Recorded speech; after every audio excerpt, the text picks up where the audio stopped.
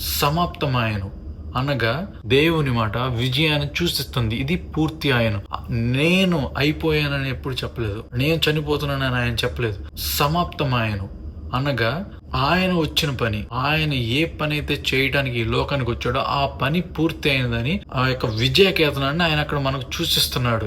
మన జీవితంలో సమస్యలు ఒకటి తర్వాత ఒకటి వస్తూనే ఉంటాయి. మనం అనుకుంటాం ఇది ఎప్పుడు ముగుస్తుందా, ఈ సమయం ఎప్పుడు తీరిపోతుందా, ఈ యొక్క డిసీజ్ ఎప్పుడు పోతుందా. ప్రతిరోజు ఒక యుద్ధంలా అనిపిస్తుంది. మన చుట్టుపక్కల ఉన్న వారితో, మన యొక్క పేరెంట్స్ తో, మన యొక్క కిడ్స్ తో, మన యొక్క పార్ట్నర్స్ తో, ప్రతి విషయంలోనూ ఒక రోజు ఒక్కొక్క యుద్ధంలా అనిపిస్తుంది.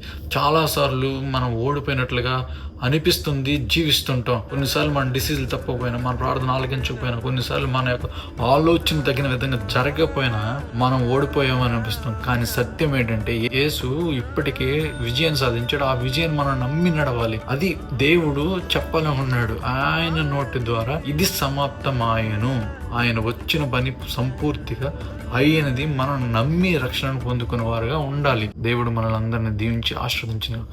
ఆమేన్.